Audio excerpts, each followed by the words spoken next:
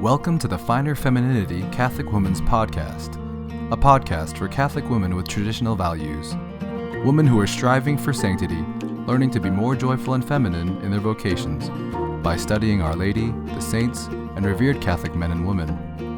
And now your host, mother of 11, grandmother of 26, Leanne Vanderputten.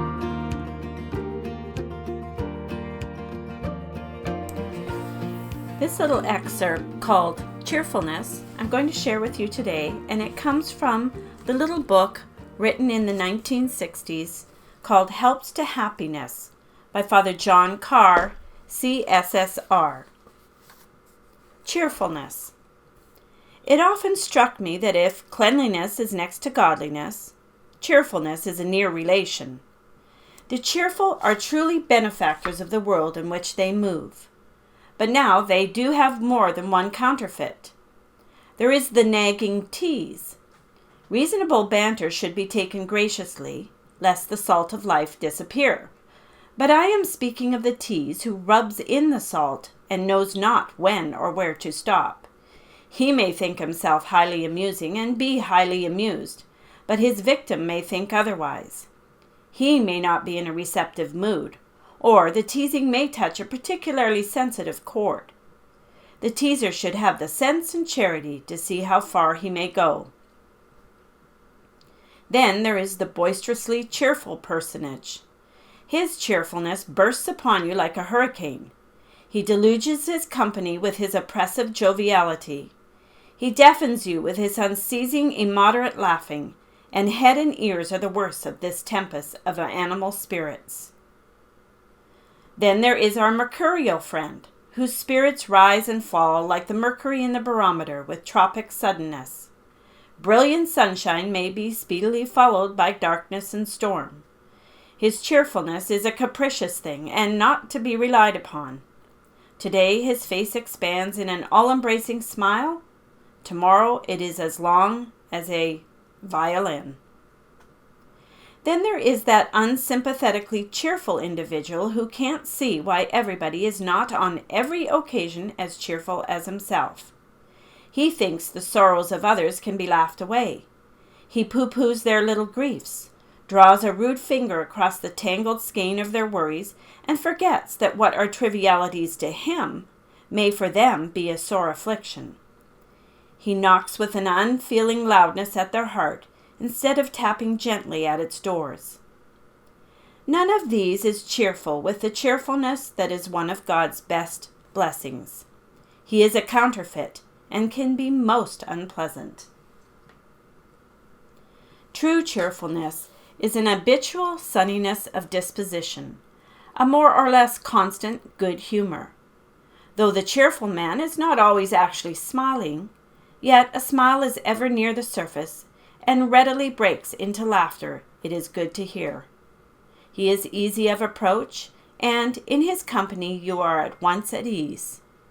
His presence soothes. If you are troubled, he switches on the light in your darkened world. True cheerfulness creates an atmosphere of warmth like that of spring sunshine, which penetrates your being and makes your heart the lighter. In its brightness you see the silver lining to the clouds, and, for the time being at least, life is more livable. What the soft rain is to the drooping flower, true cheerfulness will be to the sinking spirits, and, unless a man be a cynic or a hardened misanthrope, he can't resist it. This cheerfulness may be natural or acquired. It may be all the better for being acquired, as it will be less likely to get out of hand and degenerate into any of the counterfeit species I have spoken of. Surely the saints must have been the most truly cheerful men and women who ever gladdened this vale of tears.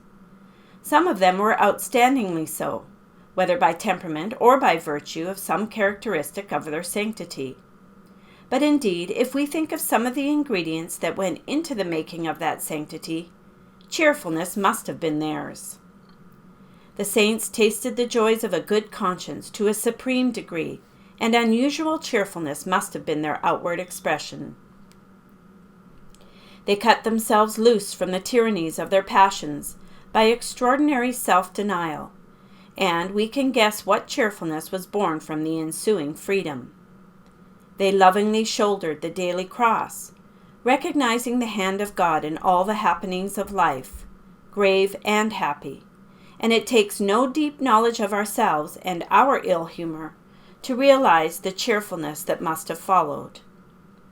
They were heroic in that self-forgetting charity for others which took their thoughts so much from their own troubles, and this made for unusual cheerfulness. They lived in most intimate union with the God of all peace by prayer and recollection, and, as we know, received divine consolations to which most of us are strangers. And how could they not be cheerful? And so, I suppose, we may conclude that the more we resemble the saints in their sanctity, the more cheerful we shall be. Thank you for joining us today. Please stop by the Finer Femininity website to enjoy articles on the single life, the married life, raising children, and the spiritual life, all written by solid Catholic authors. You can follow Finer Femininity on Facebook, Instagram, and Pinterest. God bless you, and see you next episode.